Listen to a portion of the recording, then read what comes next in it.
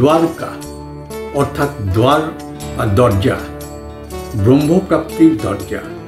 দ্বারকা হিন্দুদের কাছে অতি পবিত্র তীর্থস্থান।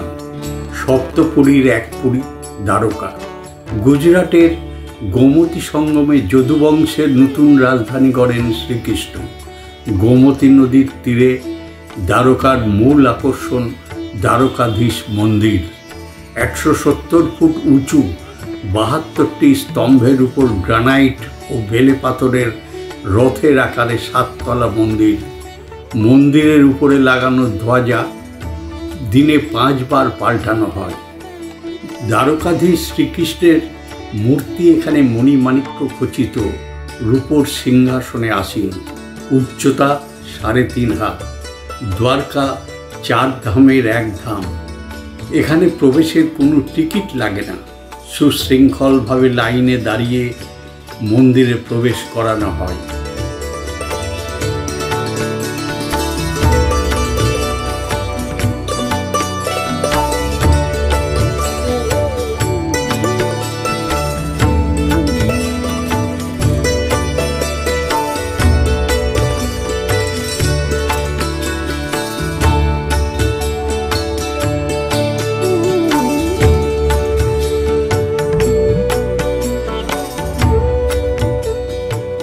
মন্দিরের বাইরে প্রচুর দোকান, যেখানে গুজরাটি কাজ করা নানা রকমের পোশাক এবং শ্রীকৃষ্ণের জন্য ব্যবহার করার নানা সামগ্রী পাওয়া যায়।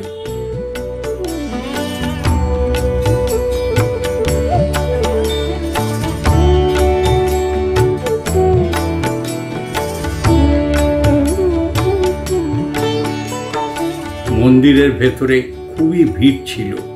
এখানে শ্রীকৃষ্ণের দ্বারকাধীশ মহারাজ রূপ দেখে আমরা আপ্লুত হয়ে গেছিলাম।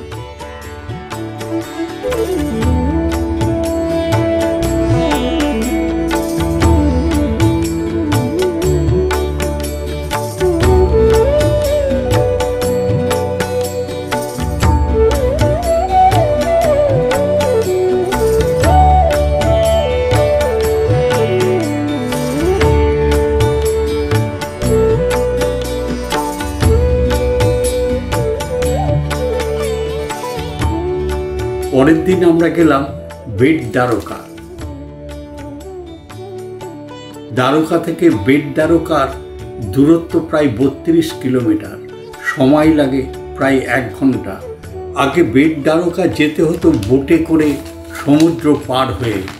তীর্থযাত্রীদের খুবই অসুবিধা হতো, কিন্তু বেশ কিছুদিন আগে ভারত সরকার সমুদ্রের উপর দিয়ে 2.5 কিলোমিটারের সুদর্শন সেতু তৈরি করেছে। এখন দর্শনার্থীদের খুবই সুবিধা হয়েছে। বাল্যসখা সুদামা এখানে শ্রীকৃষ্ণের জন্য ভেট নিয়ে এসেছিলেন।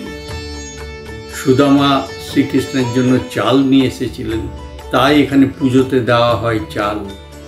তাই নাম হয়েছে ভেট দ্বারকা। এখানে শ্রীকৃষ্ণ বসবাস করতেন আর রাজ্যপাট চালাতেন দ্বারকায়।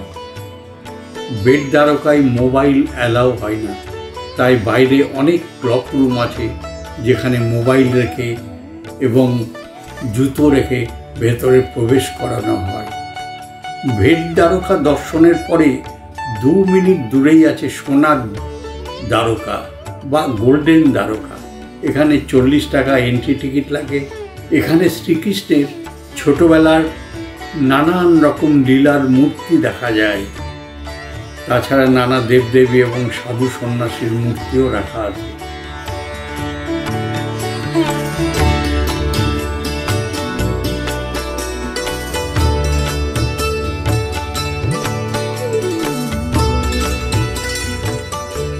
এরপর আমরা গেলাম গোপী তালাব। এখানে সমস্ত গোপীরা শেষবার শ্রীকৃষ্ণের সাথে সাক্ষাৎ করেছিলেন। 16,100 গোপী ভগবান শ্রীকৃষ্ণের সাথে মিলিত হওয়ার পর এই তালাবে তাদের জীবন ত্যাগ করে। এই তালাবের মাটিতে মিশে যায়। এই তালাবের মাটিকে তাই বলে গোপী চন্দন।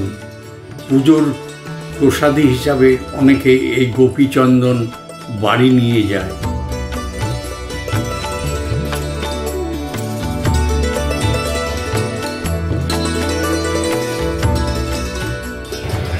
আমরা গোপী তালাবে এসে দোকানে একটু চা খাচ্ছি। এটা হচ্ছে গোপী তালাব, সামনেই গোপী তালাব দেখছেন। এখানটায় একটু বিশ্রাম, গোপী তালাব দেখে এসে আমরা একটু বিশ্রাম করছি, একটু চা খেয়ে আবার বাস ধরবো। বাস ধরে আমরা যাব নাগেশ্বর টেম্পল। এরপর আমরা গেলাম 12 জ্যোতির্লিঙ্গের একটি নাগেশ্বর জ্যোতির্লিঙ্গ।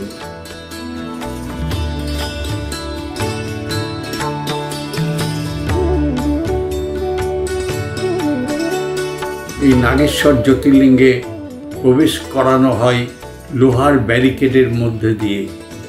দ্বারকা থেকে প্রায় 17 কিলোমিটার দূর। এখানকার লোককথা অনুযায়ী প্রাচীনকালে দারুক ঘন জঙ্গল ছিল। এখানে মহাদেব এবং পার্বতীর একনিষ্ঠ ভক্ত সুপ্রিয়াকে দর্শন দিয়েছিলেন স্বয়ং মহাদেব এবং দারুক নামের রাক্ষসকে বধ করেছিলেন।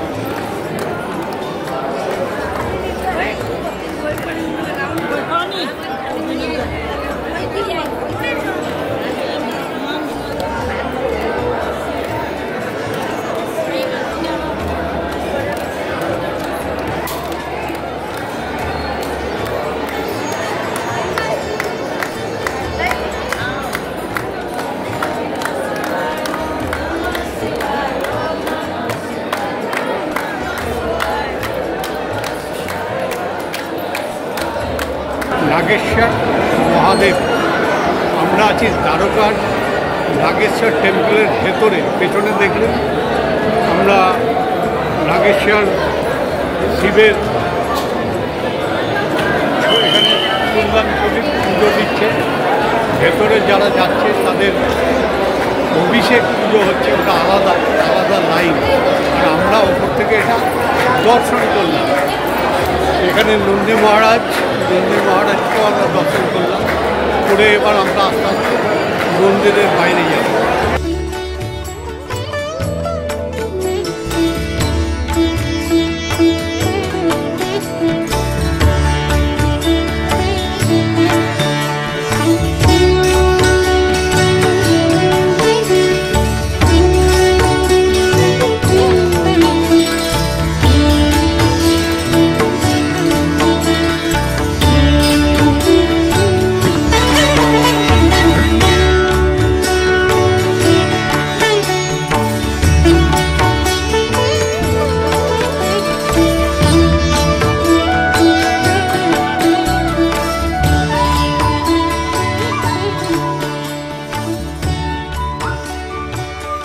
রুক্মিণী মাতা মন্দির।